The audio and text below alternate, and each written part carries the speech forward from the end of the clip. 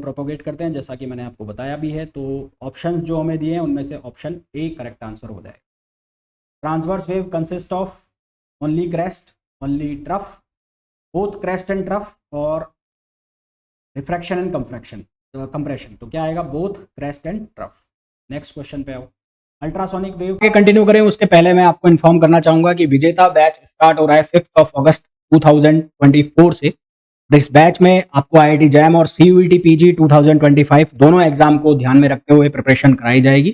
Physics के लिए ये बैच रहेगा। इस बैच में आपको लाइव क्लास के साथ साथ रिकॉर्डेड क्लास भी अवेलेबल होंगी, यानी कि एक क्लास आपकी लाइव चलेगी, एक क्लास रिकॉर्डेड रहेगी, ताकि आपका जो कोर्स है वो टाइमली कंप्लीट हो जाए। और बाकी बैचेस की तरह इस बैच में भी आपको बहुत सारे क्वेश्चंस मिलेंगे प्रैक्टिस के लिए भी, और मैं खुद भी करवाता ही हूँ। साथ में आपको टेस्ट सीरीज भी दोनों एग्जाम्स की इसमें अवेलेबल रहेगी। बाकी पूरी डिटेल के लिए आप ऐप पर जाके इस बैच की जो डिटेल्स हैं वो चेक कर सकते हैं। मिलते हैं बैच के अंदर। इसके अलावा अगर आपको अलग से बैच ज्वाइन करना है सीयूईटी पीजी के लिए, तो उसके लिए आप मंजिल बैच ज्वाइन कर सकते हैं। और अगर आपको सिर्फ जैम के लिए प्रिपेयर करना है तो उसके लिए आप आईआईटी जैम का जो लक्ष्य बैच है उसे ज्वाइन कर सकते हैं। और अगर आपको मेरे साथ जुड़ना है तो आप टेलीग्राम जो चैनल है मेरा, जो टेलीग्राम ग्रुप है, उसे आप ज्वाइन कर सकते हैं। कपिल गोयल फिजिक्स नाम से आप टेलीग्राम पर सर्च करेंगे तो वहां पर आपको चैनल मिल जाएगा। साथ ही साथ लिंक जो है इसका वो डिस्क्रिप्शन में भी आपको मिल जाएगा। तो चलिए वापस चलते हैं वीडियो की। Produced by vibrating quartz crystal are. Ultrasonic wave produced by vibrating quartz crystal are. ठीक है, ये कौन सी वेव होती है? Ultrasonic wave. अल्ट्रासोनिक वेव जो प्रोड्यूस होती है ये ओनली लॉन्गिट्यूडनल होती है, ओनली ट्रांसवर्स होती है, या बोथ लॉन्गिट्यूडनल और ट्रांसवर्स होती है, नाइदर लॉन्गिट्यूडनल और ट्रांसवर्स। इसमें इसको एक बार करते हैं। पहले इसमें देखते हैं। Sound wave travels fast in. Sound waves किसमें जल्दी फ्लो करती हैं? तो ज़्यादा फ्लो किसमें करेंगी? वो सॉलिड में। Sound wave travels fast in solid. Ultrasonic wave produce by vibrating quartz particle, इसका भी लॉन्गिट्यूडनल आएगा। इसको याद रखना भाई, important important. Sound wave travels fast in solids. Solids में वो जल्दी फास्ट हों ट्रेवल करती हैं, बजाय लिक्विड के, बजाय गैस के, बजाय वैक्यूम के। इसका कारण क्या है ये मैं थोड़ा सा आपको, जब मैं आपको एक्सप्लेन करूंगा कि जो वेलोसिटी का फॉर्मूला हमने लिखा गामा पी अपॉन रो, वो किन किन फैक्टर्स पर डिपेंड करता है, उसके बाद आपको वो ज़्यादा समझ में आएगा कि ये आंसर मैं कैसे बता रहा हूँ। A progressive wave is represented by y equals to 5 sin 100 pi t minus 2 pi x, where x and y are in meter and t is in second. The maximum particle velocity. Particle velocity का जो formula है मैंने आपको बताया हुआ है, v p equals to minus v d y upon d x, है ना। तो v का मतलब होता है वेव वेलोसिटी। तो वेव वेलोसिटी यहाँ पर कितनी हो रही है? Omega upon k. ओमेगा की वैल्यू कितनी है? ओमेगा की वैल्यू है 2 पाई, तो ये 2 पाई अपॉन के की वैल्यू कितनी होगी? 100 पाई। तो यहाँ से ओमेगा, नहीं ओमेगा की वैल्यू 100 है, उल्टा लिख दिया मैंने। तो ये वैल्यू तो कितनी हो गई? 100 पाई, और ये कितना हो गया? 2 पाई। ये कट गया, ये कितनी बार आ गया? 50। ये तो 50 आ गया वेलोसिटी। अब निकाल लो आप d y upon d x. पहले तो आप d y upon d x निकाल लो यहाँ से, d y upon d x. D y upon d x निकालोगे तो कितना आएगा? ये आएगा 5। मैक्सिमम की और कंडीशन लगानी है। 5 साइन का कितना हो जाएगा? कॉस। ठीक है, कॉस, और एक्स के रेस्पेक्ट में कर रहे हैं तो 2 पाई भी आगे आएगा, बाद में लिख देंगे उसको। कॉस 100 पाई टी और माइनस 2 पाई एक्स, और फिर 2 पाई भी बाहर आएगा, तो 5 दूनी 10, 10 पाई ये हो जाएगा। तो ये इंटू इंटू कर देता हूँ मैं, इंटू माइनस 10 पाई। ये d y upon d x की वैल्यू आ गई। और वी की जो वैल्यू आ गई थी वो तुम्हारे पास कितनी आ गई थी? माइनस ओमेगा अपॉन के होता है, तो माइनस वाली वैल्यू ले ली तो 50 आ गई। ये फॉर्मूला 50। और d y upon d x वाले वैल्यू कितनी लिख ली मैंने? ये हो गई 5 इंटू 10 50। ये 50 ये हो गया, है ना। हाँ 50 ही हो गया।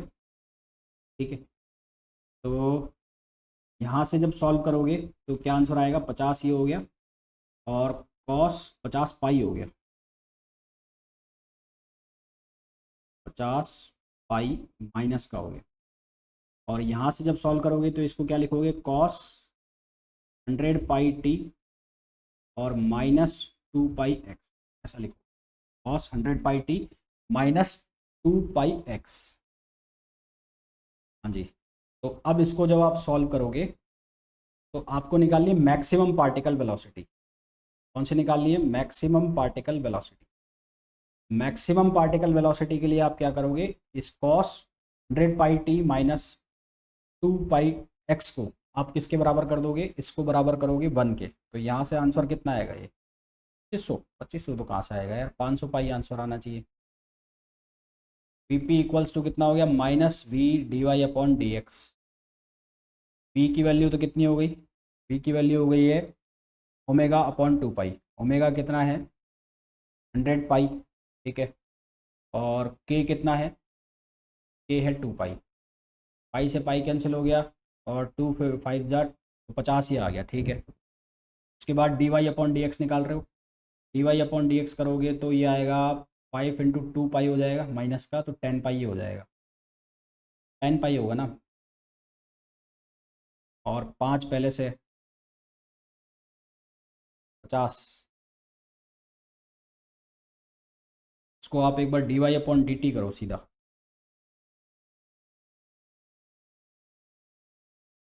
इसको आप करो d y upon d t. मैं यहाँ से एक बार मिटा देता हूँ इसको। मैं इसको सीधा कर रहा हूँ d y upon d t. अभी क्यों नहीं हो रहा है ये मेरे को समझ में नहीं आ रहा है। तो अपन d y upon d t करते हैं।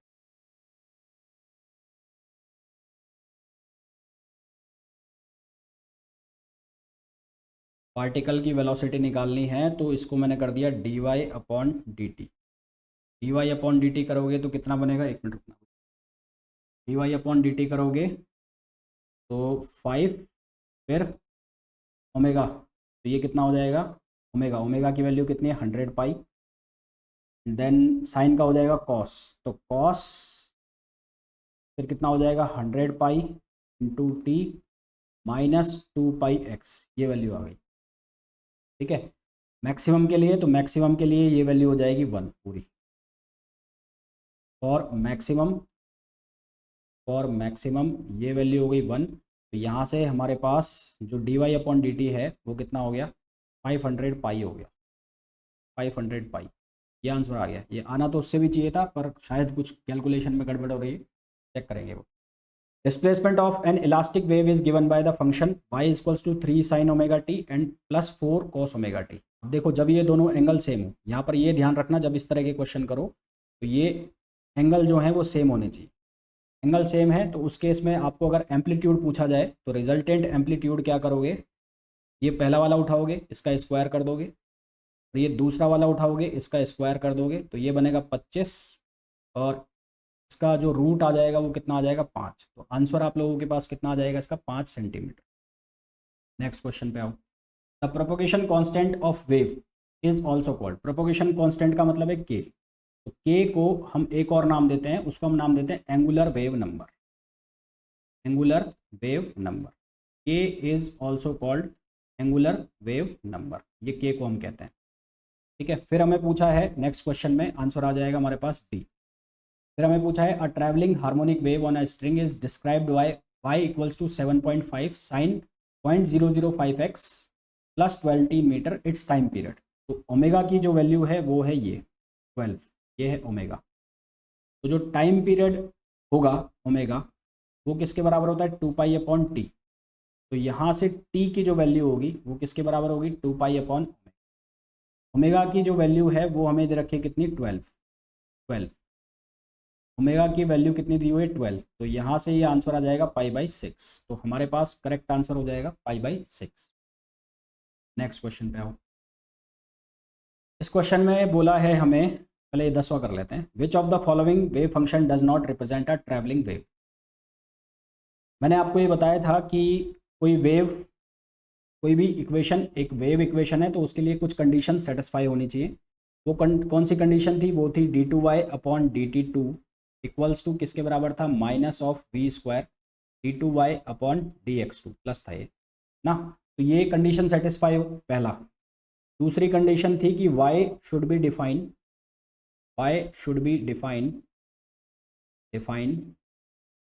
For all values of x and y। अब यहाँ पर पहला वाला ऑप्शन उठाओ। पहले वाले ऑप्शन में लिखा है y equals to tan x minus v t और इसका कर रखा है स्क्वायर।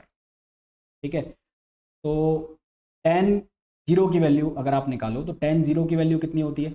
tan 0 की वैल्यू होती है साइन बटा कॉस होता है, तो साइन 0 की वैल्यू 0 और कॉस 0 की वैल्यू 1, तो tan 0 की वैल्यू 0, जबकि tan π/2 की वैल्यू होती है इनफाइनाइट। तो अगर ये एंगल, ये वाला एंगल अगर इनफाइनाइट हो गया, अगर ये 90 डिग्री हो गया, तो जो tan 90 डिग्री है इनफाइनाइट वैल्यू दे देगा। इसका मतलब जो y की वैल्यू है वो डिफाइंड नहीं होगी, तो y इज़ नॉट डिफाइंड। तो यहाँ पर y की वैल्यू है वो डिफाइंड नहीं होगी सभी वैल्यूज़ के लिए। फिर दूसरी अगर हम बात करें तो दूसरा है y log x plus v t. तो यहाँ लिखा है y equals to log x plus v t. तो अगर log को मैंने 0 कर दिया, ठीक है, इफ़ इस दिस वैल्यू इज़ 0, तो यहाँ पर y क्या होगा? Not defined. यहाँ पर भी y क्या हो जाएगा? Not defined. फिर यहाँ पर y equals to x upon y equals to क्या लिखा है? 1 upon x plus v t. Again इसको अगर मैंने 0 कर दिया तो यहाँ पर ये क्या वैल्यू दे देगा? इनफाइनाइट, यानी कि नॉट डिफाइंड। तो ये तीनों ही केस में, ये तीनों ही इक्वेशन किसकी इक्वेशन नहीं होंगी? ये वेव की इक्वेशन नहीं होंगी। तीनों ही इक्वेशन वेव की इक्वेशन नहीं होंगी। फिर ये जो क्वेश्चन है, इस वाले क्वेश्चन में हमें बोला है the equation of wave is given by, equation of wave is given by y equals to 10 sin 2 pi upon 45 t plus alpha if the displacement is 5 centimeter at t equals to 0। at t equals to 0 displacement यानी कि y की value दे रखी है 5, तो ये हो गया 10, t तो 0 हो गया, तो ये बना साइन अल्फा। तो यहाँ से साइन अल्फा कितना आ गया? 1/2। दैट मीन्स कि अल्फा की जो वैल्यू हो गई 30 डिग्री। 30 डिग्री का मतलब हो गया π/6। ठीक है, कितना हो गया? π/6। अब टोटल फेज एट 7.5 सेकेंड पर निकालना है। तो ये जो है ये क्वांटिटी, ये फेज है ये। तो फाई की वैल्यू कितने पर? 2π/45 और टी की वैल्यू कितनी होगी? 7.5 यानी कि 15/2।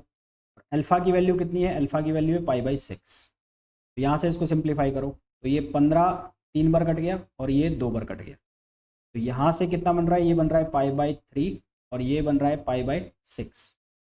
ठीक, तो यहाँ से एलसीएम आ गया 6, तो ये आ गया 2π और यहाँ आ गया पाई, तो ये हो गया 3π/6। और इसको सिंप्लीफाई करोगे तो ये आ जाएगा π/2। तो सही आंसर कौन सा आ जाएगा? π/2।